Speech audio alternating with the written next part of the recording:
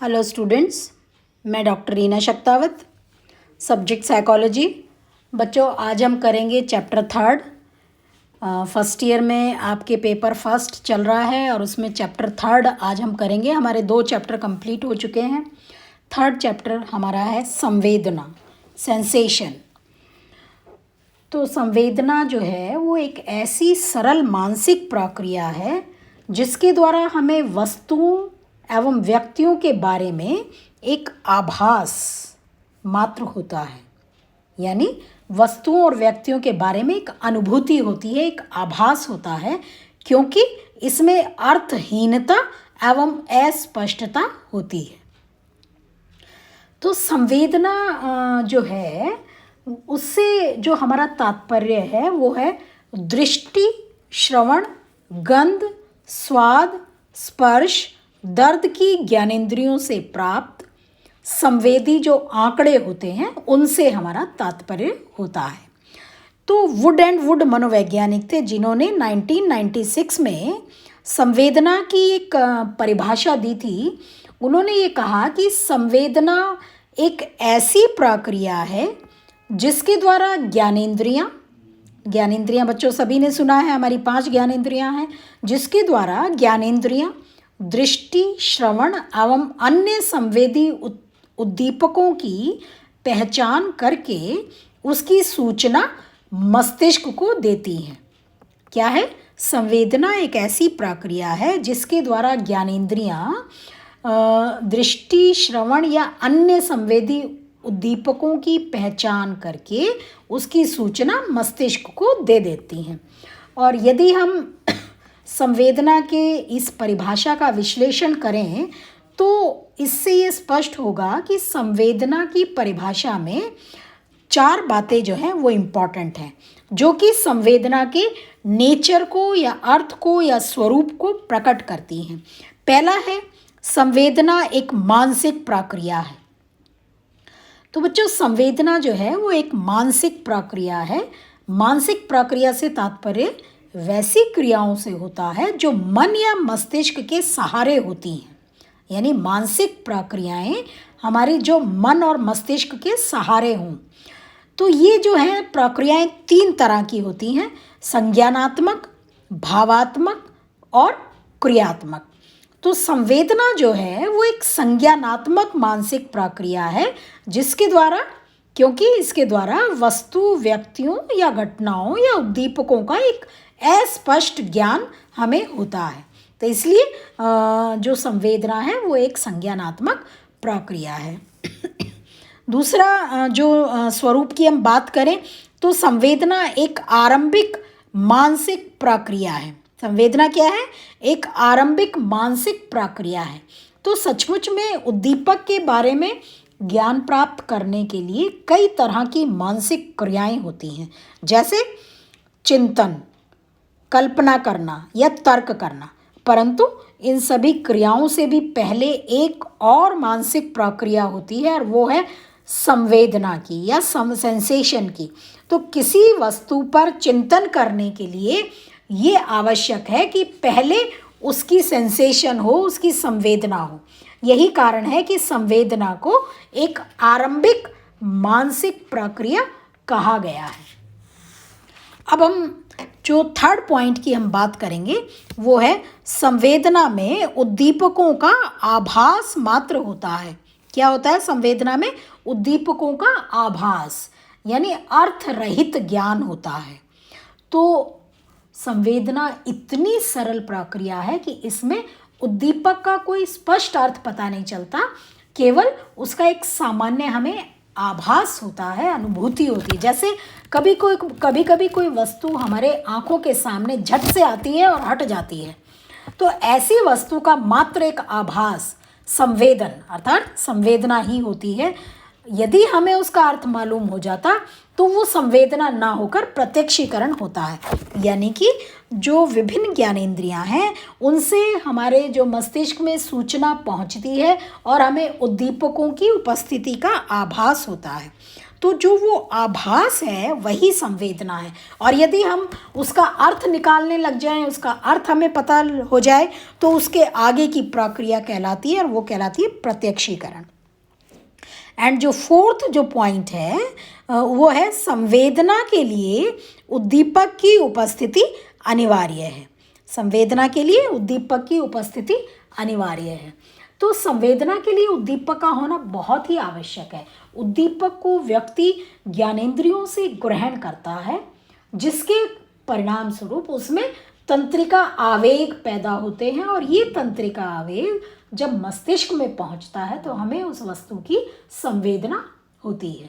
तो इस तरह से ये जो हमने नेचर पढ़ा, या जो इसकी हमने विशेषताएं पढ़ी, तो इनसे ये स्पष्ट है कि संवेदना एक आरंभिक संज्ञानात्मक मानसिक प्रक्रिया है, जिसके द्वारा हमें उद्दीपक का आभास मात्र या अर्थहीन, अर्थ रहित ज्ञान होता है। तो अब प्रश्न ये उठता है कि संवेदन कैसे होता है।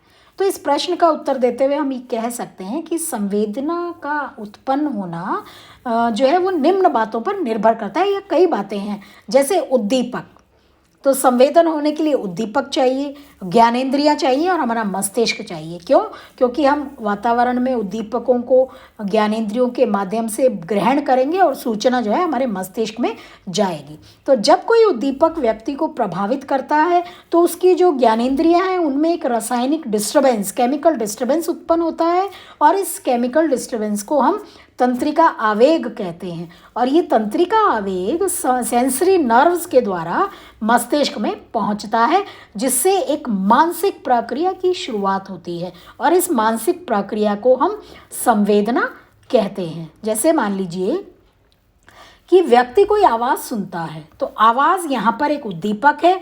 आवाज़ की ध्वनि तरंगें जो हैं कान में, यानी ज्ञानेंद्री, कान क्या है? ज्ञानेंद्री, तो कान में प्रवेश करती हैं और श्रवण तंत्रिका आवेग उत्पन्न करती हैं, तो मस्तिष्क के जो टेम्पोरल लोब है उसमें पहुंचती हैं।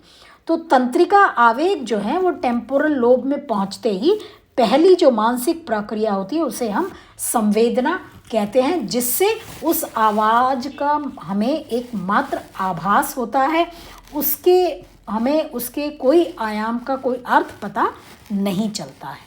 तो इस तरह से बच्चों, संवेदना जो है वो एक ऐसी मानसिक प्रक्रिया है जिसके द्वारा हमारी ज्ञानेंद्रियां जो है ना उद्दीपकों की पहचान करके उनकी सूचना जो है वो मस्तिष्क को देती हैं।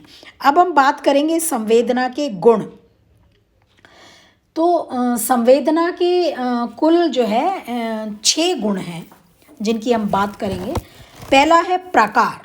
पहला गुण है संवेदना का प्रकार।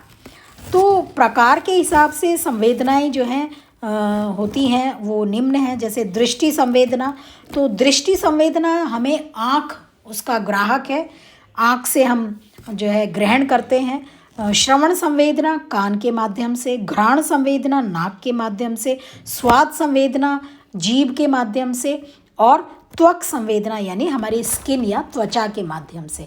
तो संवेदनाओं में विशेष गुणों के आधार पर उनकी जो विशेषता है उनमें भी विषमता पाई जाती है। तो इस तरह से जो है प्रकार संवेदन जो है एक निश्चित प्रकार का होता है। कोई दृष्टि संवेदन हो सकता है, कोई श्रवण संवेदन हो सकता है, कोई स्पर्श संवेदना हो सकती है। तो इस तरह से संवेदना का सबसे महत्वपूर्ण गुण ये होता है कि इसका कोई ना कोई प्रकार होता है। अब हम बात करेंगे तीव्रता। तो संवेदना का जो दूसरा गुण है वो है तीव्रता। तो संवेदना का सबसे दूसरा प्रमुख गुण उसकी तीव्रता होती है। तीव्रता की मात्रा सभी संवेदनों में एक समान नहीं होती। कोई संवेदन अधिक तीव्र होता है तो कोई संवेदन कम तीव्र होता है।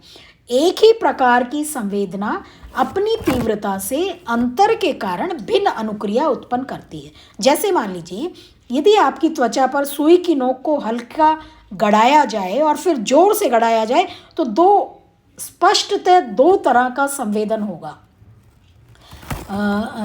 उसी तरह से यदि 25 वाट का बल्ब जलने और 100 वाट का बल्ब जलने से क्रमशः कम तीव्र और अधिक तीव्र संवेदना का अनुभव होगा या संवेदन उत्पन्न होंगे।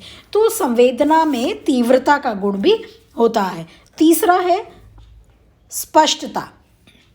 तो संवेदना में स्पष्टता का भी गुण होता है। कोई भी संवेदना अधिक स्पष्ट होती है या फिर कम स्पष्ट होती है, परंतु यदि हम संवेदना के इस गुण पर ध्यान दें तो ये स्पष्ट होगा कि स्पष्टता संवेदना का कोई स्वतंत्र गुण नहीं है और ये बहुत कुछ तीव्रता और उसकी अवधि के गुण पर आधारित है। जैसे यदि कोई वस्तु को धुंधली रोशनी में बहुत कम समय के लिए दिखाया जाए और फिर उसी वस्तु को तीव्र रोशनी में अधिक समय के लिए दिखाया जाए तो दूसरी परिस्थिति में पहली परिस्थिति की तुलना में अधिक स्पष्ट संवेदना होगी। तो इस तरह से संवेदना में स्पष्टता का गुण भी पाया जाता है। फोर्थ है अवधि। कोई संवेदन जितने समय तक के लिए होता है वही उसकी अवधि होती है। तो प्रत्येक संवेदन एक खास समय तक के लिए होता है।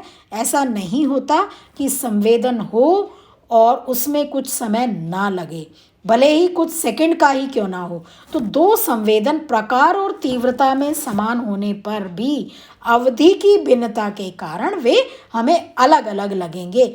जैसे यदि किसी वस्तु को एक एक सेकंड के लिए देखा जाए और फिर उसी वस्तु को 10 सेकंड के लिए देखा जाए तो इन दोनों परिस्थितियों में उत्पन्न संवेदना में भिन्नता आ जाएगी।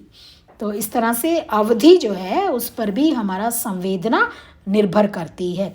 नेक्स्ट पॉइंट है विस्तार या प्रसार। तो किसी भी संवेदना की उत्पत्ति में ज्ञानेंद्रियों का जितना भाग उत्तेजित होता है उसे हम संवेदना का प्रसार कहते हैं या विस्तार कहते हैं। विस्तार का गुण स्पर्श संवेदन में अधिक स्पष्ट ढंग से देखने को मिलता है। यदि कोई व्यक्ति आपके शरीर की त्वचा को एक उंगली से स्पर्श करे और फिर वही व्यक्ति आपके उसी स्थान की त्वचा को 5 उंगलियों से स्पर्श करे तो दूसरी परिस्थिति में पहली परिस्थिति की तुलना में संवेदना का प्रसार अधिक होगा, क्योंकि 5 उंगलियों से छुआ जाने वाली त्वचा का क्षेत्र निश्चित रूप से एक उंगली द्वारा छू गई त्वचा के क्षेत्र से बड़ा होगा।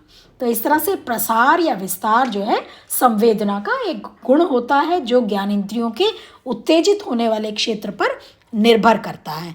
अब हम बात करेंगे 6th पॉइंट की, स्थानीय चिन्ह यानी लोकल साइन।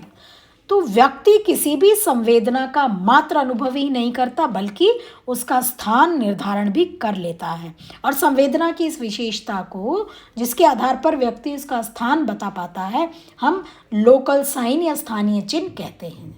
फॉर एग्जाम्पल, यदि कोई व्यक्ति पीछे से हमारी पीठ पर हाथ रखता है तो हम बिना देखे ही ये निर्धारित कर सकने में समर्थ हो जाते हैं कि पीठ का कौन सा भाग पर हाथ रखा गया है।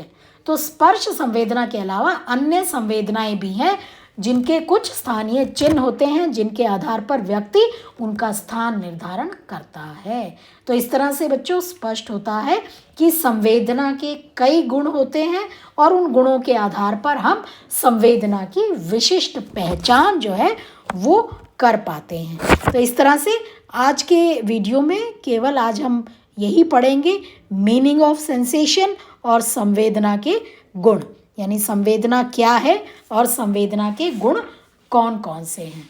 तो बच्चों आपको समझ आ गया होगा कि संवेदना जो है वो एक ऐसी मानसिक प्रक्रिया है जिसके द्वारा हमें वस्तुओं व्यक्तियों के बारे में मात्र अनुभूति होती है, मात्र आभास होता है, जिसमें अर्थहीनता होती है, जिसको हम कोई अर्थ नहीं देते और जिसमें अस्पष्टता होती है। तो नेक्स्ट वीडियो में हम इसके आगे के इस चैप्टर में जो पॉइंट्स हैं वो हम करेंगे। Thank you.